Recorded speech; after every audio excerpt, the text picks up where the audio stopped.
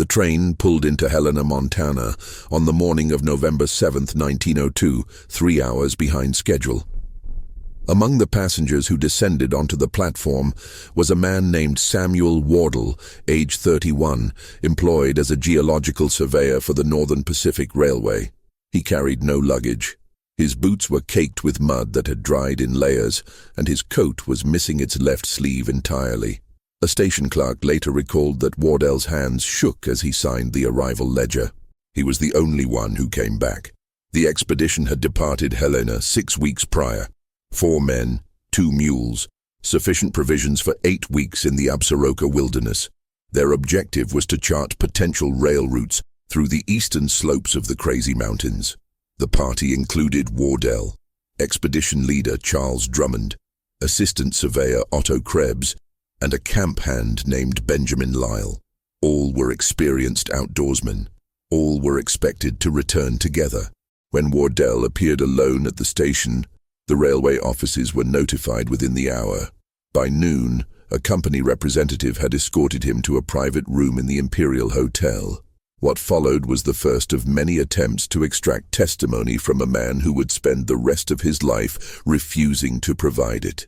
The representative, a Mr. Horace Talbot, documented the encounter in a letter to the railway's regional director. The letter survives in the company archives. Talbot wrote that Wardell appeared lucid, coherent, and physically unharmed aside from minor frostbite on 3 fingers of his left hand. When asked where the others were, Wardell said only, "They didn't make it." When pressed for details, he repeated the phrase. When asked directly what had happened, Wardell looked at Talbot for a long moment and then said, "I can't tell you that." "Can't or won't?" Talbot asked. Wardell's response, as recorded, was, "Does it matter?" The distinction would occupy investigators, journalists, and Wardell's own family for years to come. But Samuel Wardell never clarified it. In all the testimony, interviews, and depositions that followed, he maintained an absolute silence on the substance of what had occurred in the mountains. He acknowledged the deaths. He confirmed he had been present. He refused categorically to explain. The Helena Daily Independent ran the story on November 9th under the headline, "Surveyor Returns Alone, 3 Men Missing in Absarokas."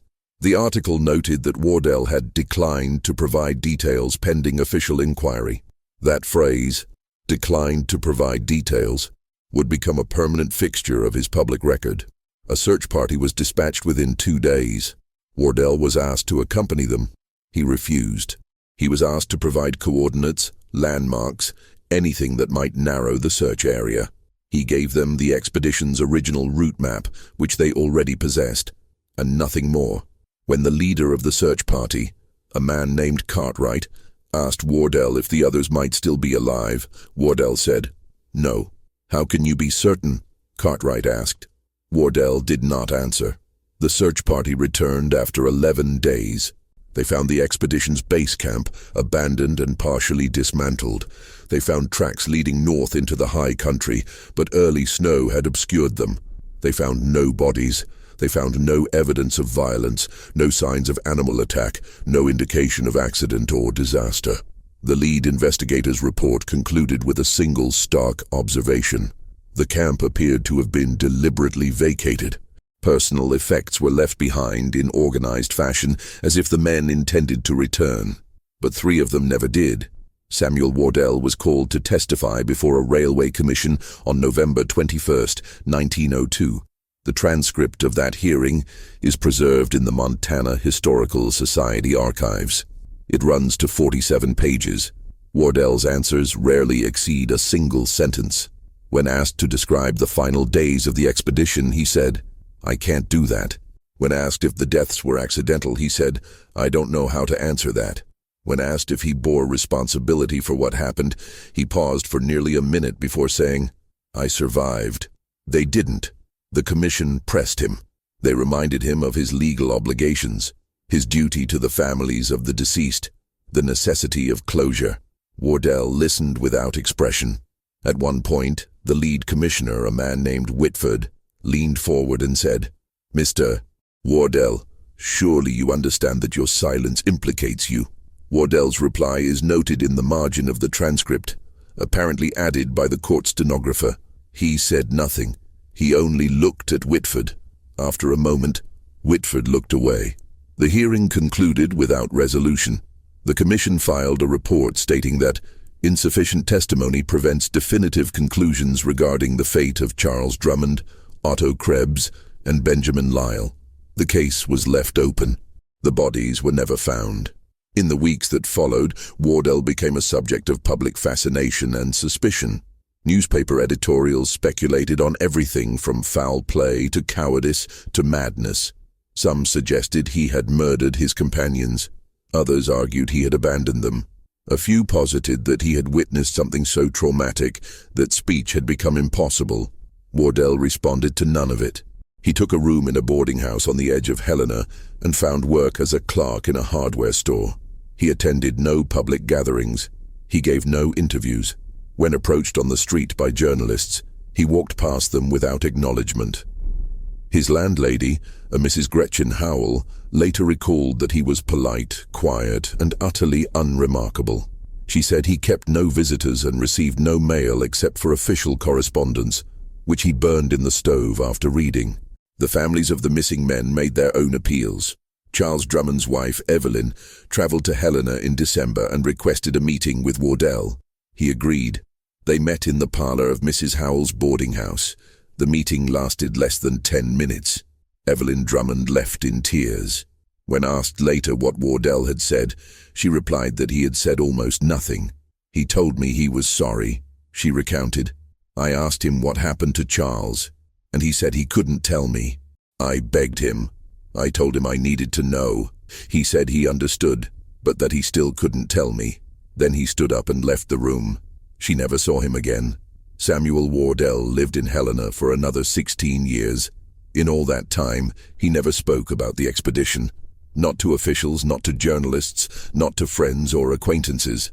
The silence was absolute, impenetrable, and by all accounts, deliberate. When he died in 1918 of pneumonia, his landlady found a single envelope among his possessions. It was addressed to no one. Inside was a handwritten note. It read, "I made a promise. I kept it. No explanation, no elaboration." The bodies of Charles Drummond, Otto Krebs, and Benjamin Lyle were never recovered.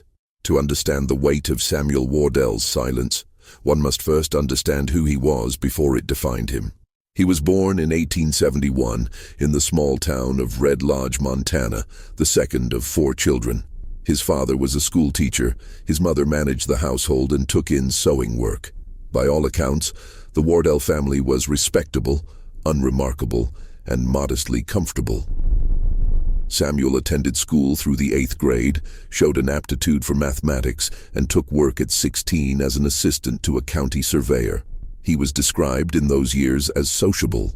A former neighbor recalled him as good-humored, reliable, the sort of young man you'd trust with your horse or your daughter. He played cards on Friday evenings at the general store. He attended church sporadically. He courted a girl named Anna Peterson for nearly 2 years, though the courtship ended without explanation in 1895. Anna later married a banker and moved to Billings. She never spoke publicly about Wardell, but a letter she wrote to her sister in 1903, after the news of the expedition broke, survives in a private collection. In it, she wrote, "I am not surprised he won't speak. Samuel always kept things close. Even when we were together, there were parts of him I never reached." In 1897, Wardell was hired by the Northern Pacific Railway as a junior surveyor. The work suited him. It required precision, independence, and long stretches in the wilderness. His supervisors noted that he was meticulous in his reports and capable in difficult terrain. He worked without complaint. He did not drink to excess. He saved his wages and sent money home to his mother after his father died in 1899. By 1902, Wardell had been promoted to senior surveyor. He had worked on 3 major route assessments and earned a reputation for competence. When the Absaroka expedition was organized, he was recommended personally by the regional director. The other 3 men were equally credentialed. Charles Drummond, the expedition leader, was 43 years old. a veteran of railway surveys across the Northern Territories. He had led more than a dozen expeditions and was regarded as one of the best in the field. His colleagues described him as cautious, methodical, and unflappable. His wife, Evelyn, later said he had never expressed concern about the Absaroka assignment. "He told me it was routine," she recalled. "He kissed me goodbye and said he'd be home by Thanksgiving." Otto Krebs, the assistant surveyor, was 28, German-born, and relatively new to the railway's employ.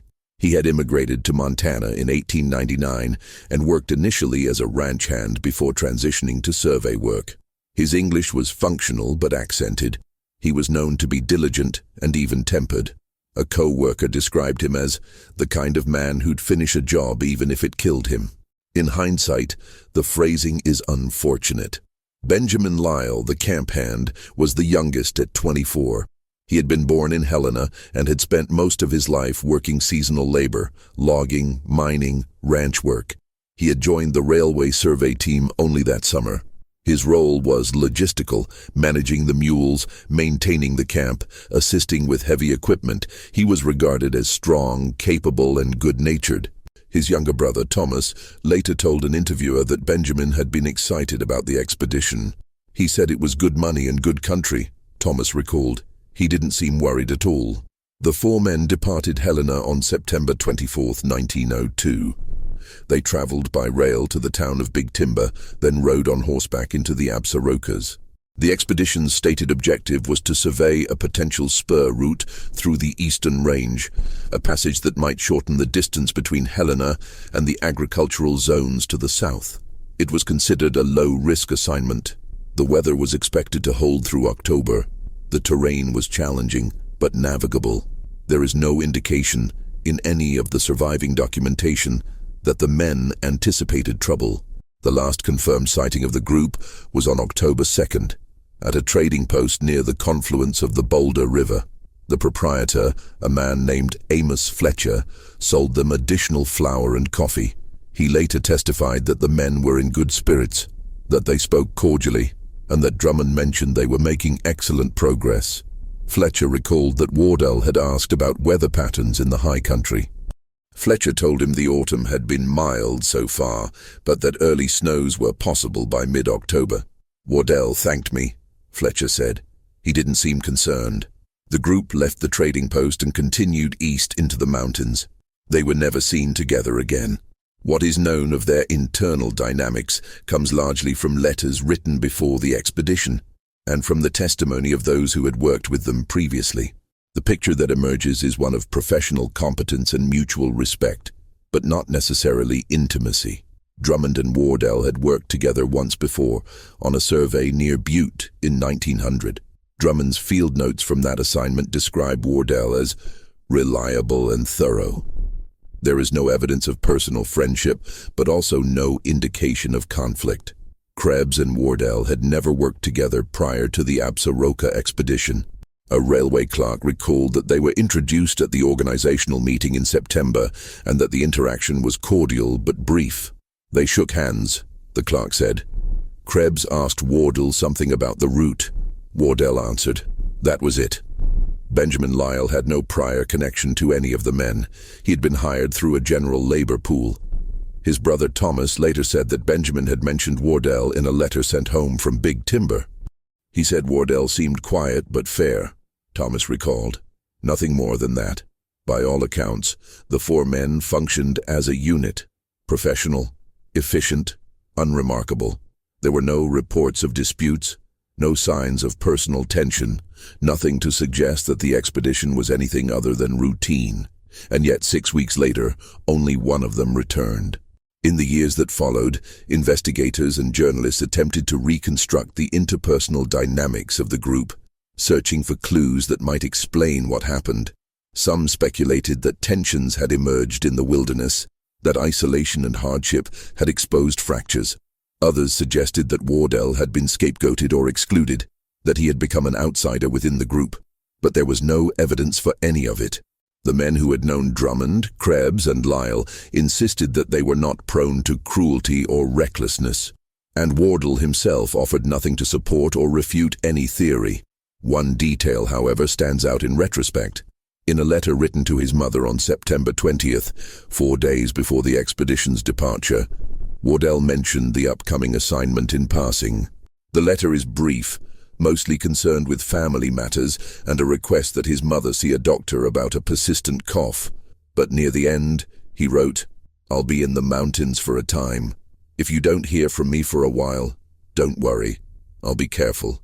It is an unremarkable sentiment, and yet his mother, in an interview conducted in 1910, said that the letter had troubled her. "It wasn't what he said," she explained. "It was the way he said it. Like he was reassuring me about something I hadn't even thought to worry about." She kept the letter until her death.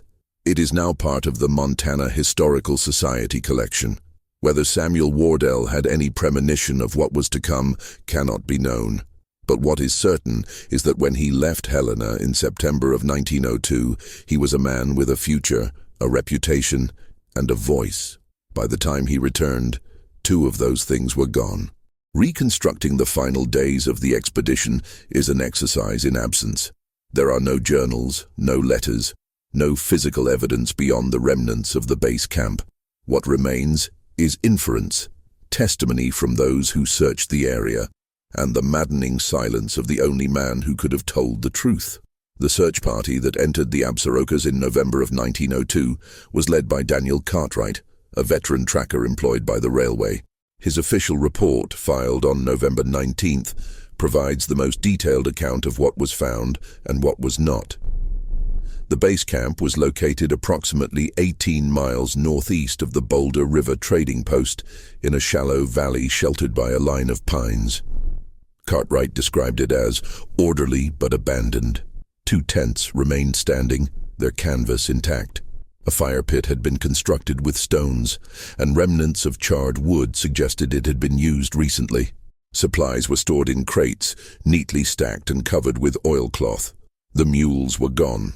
Inside one of the tents, Cartwright found personal items, a spare shirt belonging to Otto Krebs, a Bible with Charles Drummond's name inscribed on the flyleaf, a tin of tobacco, and a pair of worn gloves. In the second tent, there was a bedroll and a notebook containing survey measurements in Drummond's handwriting.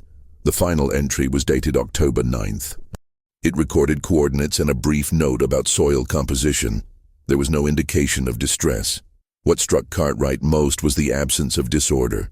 If the camp had been abandoned in haste, you'd expect to see things scattered, supplies left open, tools dropped where they were last used, he wrote.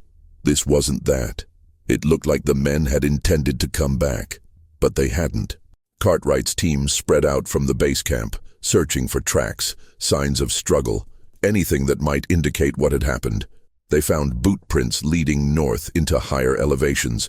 The prints were muddled by wind and a light snowfall that had occurred in early November, but Cartwright estimated they had been made by at least 3 individuals, possibly 4. The trail led up a narrow ridge, over a saddle between 2 peaks, and into a dense stand of spruce. There the tracks vanished. Cartwright searched the area for 2 days. He found nothing. No clothing, no equipment, no blood, no bones. It was as if the men had simply dissolved into the landscape. One detail troubled him. Near the point where the tracks disappeared, Cartwright found a series of marks in the soil that he described as deliberate disturbances. He could not determine what had caused them, but he noted that they did not resemble animal activity or natural erosion. Someone had dug here, he wrote, or moved something heavy. He flagged the location and continued searching. He found nothing else. When the search party returned to Helena, Cartwright was interviewed by railway officials and by a reporter from the Helena Independent. He was asked if he believed the men were still alive. He said no. He was asked if he thought foul play was involved. He hesitated, then said, "I can't say, but something happened up there. Something that left no trace." The reporter asked if Wardell's refusal to speak suggested guilt. Cartwright's answer was measured. "It suggests something," he said, "but I don't know what." Attempts to compel Wardell to clarify matters were uniformly unsuccessful.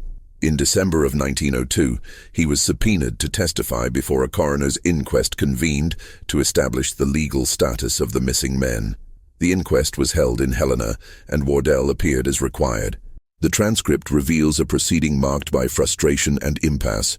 The coroner, a Dr. Milton Ashford, opened by asking Wardell to state, for the record, when he had last seen Charles Drummond, Otto Krebs, and Benjamin Lyle alive. Wardell answered, October 12th. And where were you at that time? In the mountains. Can you be more specific? No. Dr. Ashford pressed him to describe the circumstances of the separation. Wardell declined. He was asked if the men had been alive and well on October 12th. He said yes. He was asked if he had witnessed their deaths. He did not answer. Mr. Wardell, Dr. Ashford said, your silence is not protecting anyone. These men have families. They deserve to know what happened. Wardell's response is recorded as follows. I understand that. Then why won't you tell us? Wardell looked at the coroner for a long moment. Then he said, because I promised I wouldn't. The courtroom stirred. Dr. Ashford leaned forward. Promised whom? Wardell said nothing. Mr. Wardell, did you make a promise to the deceased men? No answer. Did you make a promise to someone else? No answer. Are you protecting someone? Wardell's reply, as recorded, was almost inaudible. Maybe. Dr. Ashford asked him to elaborate. Wardell refused. The inquest adjourned without a resolution. The deaths were classified as presumed under undetermined circumstances. The case remained open, but no further legal action was taken. In the months that followed, theories proliferated. Some believed Wardell had killed the others, for money, for some perceived slight or in a fit of wilderness madness. Others argued that the men had died in an accident and that Wardell's silence stemmed from guilt over his failure to save them. A few suggested that the group had encountered hostile individuals, prospectors, trappers, or indigenous people defending their territory, and that Wardell had survived by fleeing or betraying his companions. None of these theories could be substantiated, and Wardell, when confronted with them, offered nothing. A journalist named Richard Tanner spent 3 months in 1903 attempting to interview Wardell for a feature article in the Montana Plainsman. He managed to speak with Wardell exactly once, in a chance encounter on a Helena street. Tanner later described the exchange in his unpublished memoir. I asked him directly, Tanner wrote.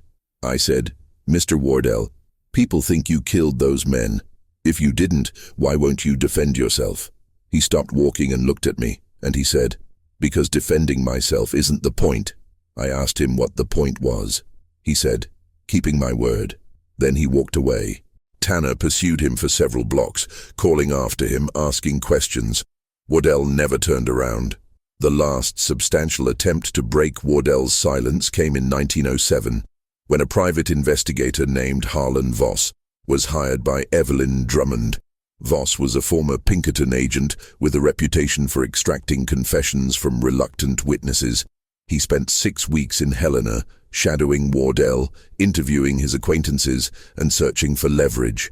He found nothing. Wardell had no debts, no vices, no secrets that could be exploited. He lived simply, worked quietly, and kept to himself. Voss eventually confronted him in the hardware store where he worked, in front of customers and staff. According to a witness, Voss accused Wardell of cowardice, of dishonoring the dead, of hiding behind silence to avoid accountability. Wardell listened without expression. When Voss finished, Wardell said, "Are you done?" Voss demanded an answer. Wardell said, "Then leave." Voss filed a report with Evelyn Drummond, concluding that Wardell was either profoundly disturbed or profoundly principled, and that no amount of pressure would compel him to speak. Evelyn paid Voss's fee and closed the matter. She never pursued it again. What happened in the mountains between October 9th and October 12th, 1902, remains unknown. Whether the separation was sudden or gradual, violent or peaceful, accidental or deliberate, these questions have no answers. What is certain is that 4 men entered the wilderness together, and only one emerged, and that one man chose to carry the truth with him to the grave. The years that followed Samuel Wardell's return were defined not by what he did, but by what he refused to do. He did not explain. He did not defend himself. He did not seek absolution, vindication, or understanding. He simply continued. In 1903, Wardell left his position at the hardware store and took work as a bookkeeper for a lumber mill on the outskirts of Helena. The job required no contact with the public and minimal interaction with co-workers. He kept the accounts with the same precision he had once applied to survey work. His supervisor, a man named George Talley, later recalled that Wardell was the most reliable employee I ever had and the most invisible. He moved to a smaller boarding house farther from the center of town. His new landlady, Mrs. Ida Krantz, described him as a ghost of a man. He paid his rent on time, kept his room immaculate, and spoke only when necessary. He'd nod good morning if you passed him in the hall, she said, but he never lingered, never made small talk. It was like he was always in the middle of leaving. In 1905, Wardell's mother died. He traveled to Red Lodge for the funeral, stayed for 2 days, and returned to Helena without visiting any of his siblings. His younger brother, Thomas Wardell, later wrote in a letter to a cousin that Samuel had been present but absent at the service. He stood at the grave, Thomas wrote. He didn't cry, he didn't speak. When it was over, he shook my hand and left. I haven't heard from him since. The families of the missing men continued to press for answers, though their efforts grew increasingly sporadic. Evelyn Drummond wrote to Wardell twice more, in 1904 and 1906. Both letters were returned unopened. Otto Krebs's brother, Friedrich, traveled from Wisconsin to Helena in 1908 and attempted to meet with Wardell. Wardell refused to see him. Friedrich left a note at the boarding house, pleading for any information no matter how small. Wardell never responded. Benjamin Lyle's younger brother, Thomas, took a different approach. In 1910, he published an open letter in the Helena Independent, addressing Wardell directly. The letter was respectful, even compassionate. Thomas wrote that he did not believe Wardell was a murderer, that he understood the expedition must have been traumatic, and that he only wanted to know where his brother's body might be found, so that the family could have some form of closure. The letter concluded, Mr. Wardell, I don't need to know what happened. I just need to know where he is, please. There is no record that Wardell ever read the letter. If he did not respond. Public interest in the case waned over the years, but it never entirely disappeared. Wardell's silence became a kind of legend, a fixture of local lore. Occasionally, a journalist would attempt a retrospective piece, revisiting the mystery of the missing surveyors and the man who refused to speak. These articles invariably portrayed Wardell as either a tragic figure or a sinister one, depending on the writer's inclinations.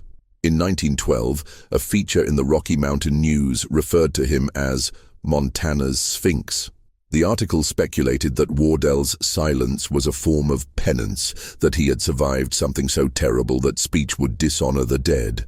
Another piece, published in the Helena Record in 1914, took the opposite view, suggesting that Wardell's refusal to speak was evidence of guilt and that his continued freedom was a failure of justice. Wardell read none of these articles, or if he did, he gave no indication. He worked, he paid his rent, he ate his meals alone, he attended no social events, joined no organizations, formed no friendships. He was, by all accounts, utterly alone. Mrs.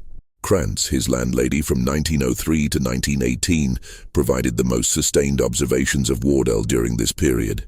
In an interview conducted in 1920, she described him as the loneliest man I ever knew. He wasn't unkind, she said.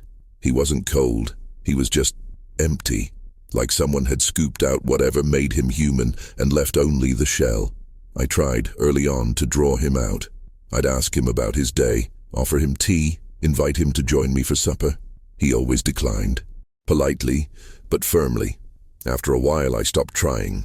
She recalled one incident in particular. In the winter of 1911, Wardell had returned to the boarding house late one evening, his coat soaked through from snow. Mrs. Krantz met him in the hallway and insisted he sit by the fire to warm himself. He refused, but she pressed him, and he relented. He sat there for maybe 10 minutes, she said. Didn't say a word, just stared into the fire. I asked him if he was all right. He looked at me, and for a moment I thought he might actually answer. But then he just stood up, thanked me, and went to his room. She paused in the interview, then added, "I think he wanted to talk. I really do. But he couldn't, or wouldn't. I don't know which." Wardell's health began to decline in 1917. He developed a persistent cough, which worsened over the winter. He refused to see a doctor. By the following autumn, he was visibly frail. Mrs. Krantz recalled that he had lost a significant amount of weight and that his hands trembled when he counted out his rent money. In early November of 1918, the Spanish influenza reached Helena. Wardell contracted it within days. He took to his bed and refused all offers of assistance. Mrs. Krantz brought him soup, which he did not eat. She offered to send for a physician. He declined. On November the 9th, 1918, 16 years to the day after he had returned alone from the mountains, Samuel Wardell died in his room at Mrs. Krantz's boarding house. He was 47 years old. Mrs. Krantz discovered his body the following morning. She later described the room as eerily tidy. The bed was made. His few possessions were arranged with care. On the nightstand she found the envelope addressed to no one, containing the note, "I made a promise. I kept it. There was nothing else. No will, no letters, no journal. Just that single cryptic statement."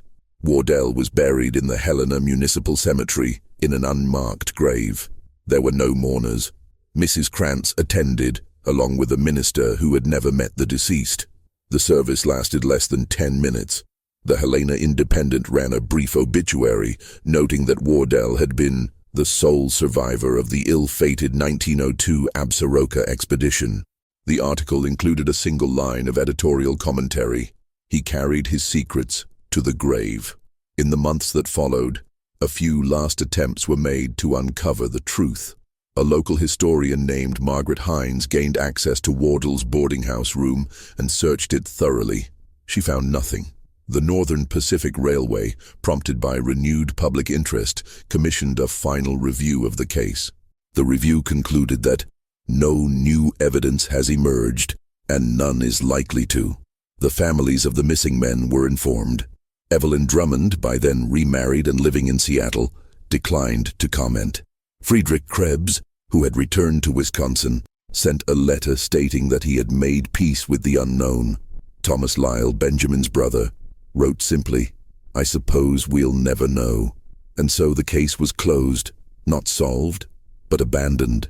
What remained was a man's life, defined entirely by what he would not say.